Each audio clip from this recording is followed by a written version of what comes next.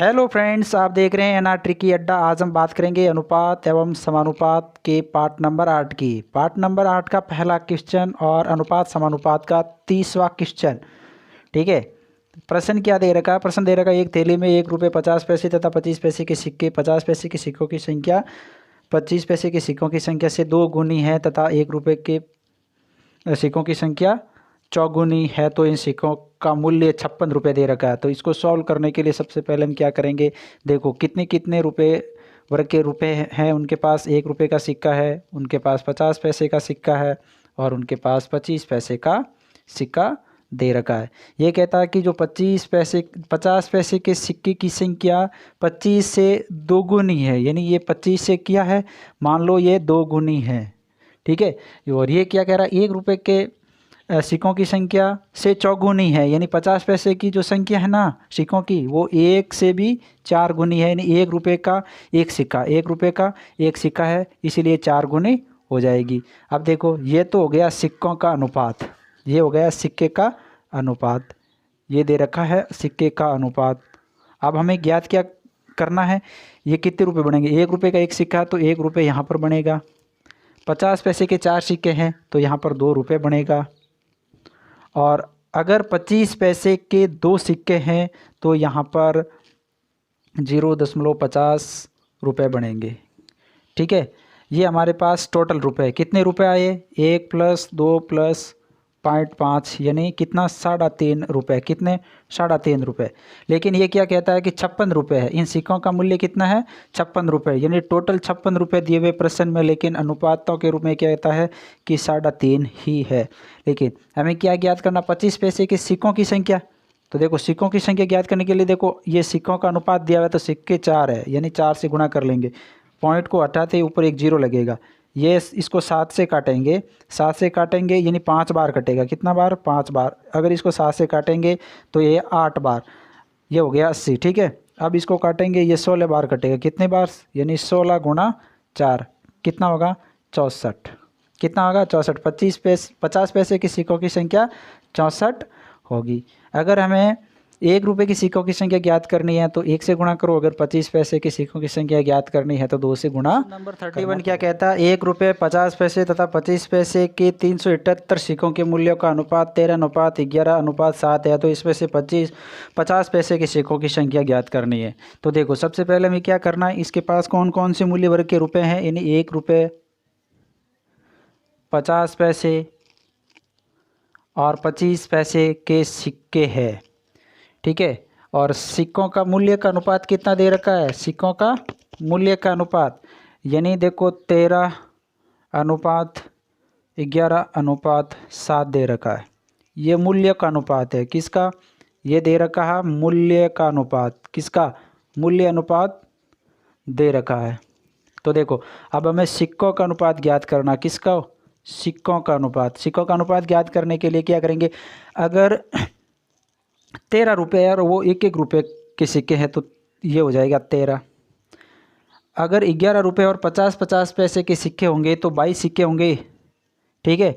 और उसी प्रकार से अगर 25 पैसे की सिक्के है और मूल्य उसका 7 रुपये है तो 1 रुपये बनाने के लिए हमें 4 सिक्कों की ज़रूरत होगी 25 पैसे के, यानी 4 अन्नी के कितने, 4 सिक्के होंगे तब 1 रुपये बनेगा, यानी 7 चौक 28, यानी 28 अगर सिक्के हैं आपके पास 25 पैसे के तो एक ज़रूर 7 रुपये बन जाएंगे। अब देखो ये कह रहा है कि जो भी सिक्कों का मूल्य का अनुपात, यानी सिक्कों का मूल्य का अनुपात, सिक्कों का मूल्य का अनुपात कितना है, देखो ये हो गया 13 + 22 + 28।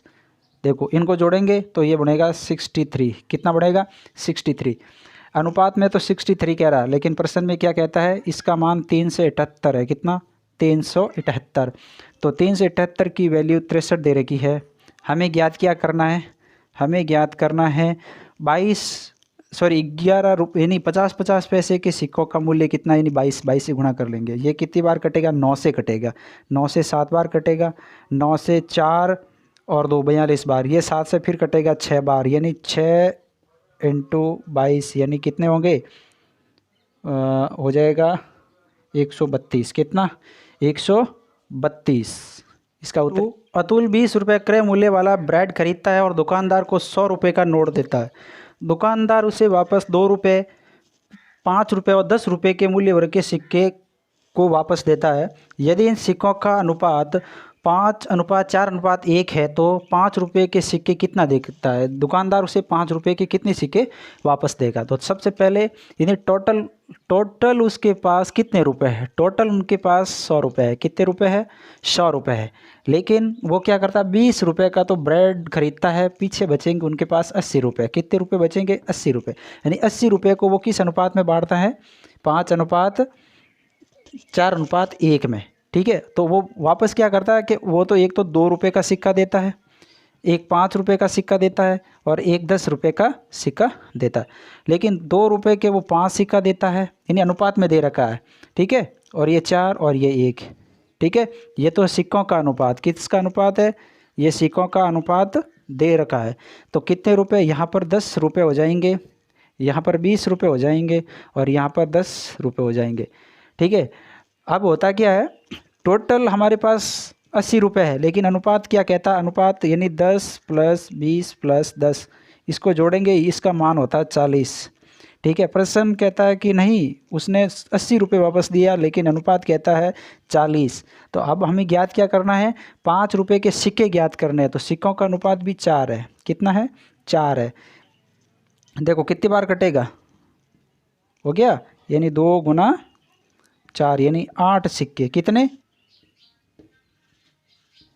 इस कहता है एक बैग में 5 रुपये, 10 रुपये व 20 रुपये के मूल्य वर्ग के सिक्के हैं। बैग में सिक्कों की कुल संख्या 240 रुपये है। यदि 5 रुपये, 10 रुपये और 20 रुपये मूल्य वर्ग के सिक्कों का अनुपात दे रखा में 2:3:5, तो बैग में कुल कितना राशि है? बैग में कुल कितना राशि है? तो सबसे पहले हम देखेंगे कि इनके पास कौन कौन से मूल्य वर्ग के रुपये। 5 रुपये का है, एक 10 रुपये का है और एक 20 रुपये का सिक्का है। तो सबसे पहले हम क्या करेंगे, इसका अनुपात क्या दे रखा है? ये 2:3:5 दे रखा है।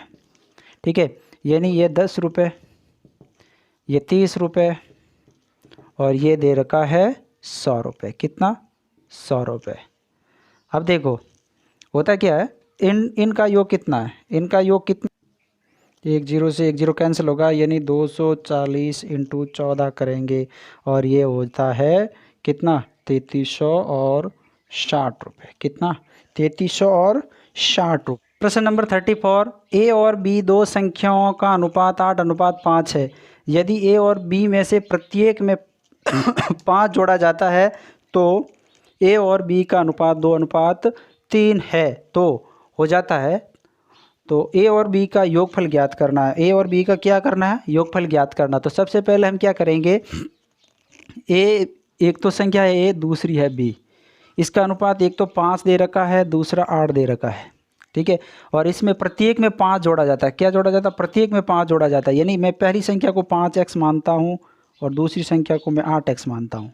ठीक है, इसमें भी 5 जोड़ा जाता है और इसमें भी 5 जोड़ा जाता है। लेकिन ये जोड़ने के बाद इसका अनुपात कितना हो जाता है? 2:3 हो जाता है।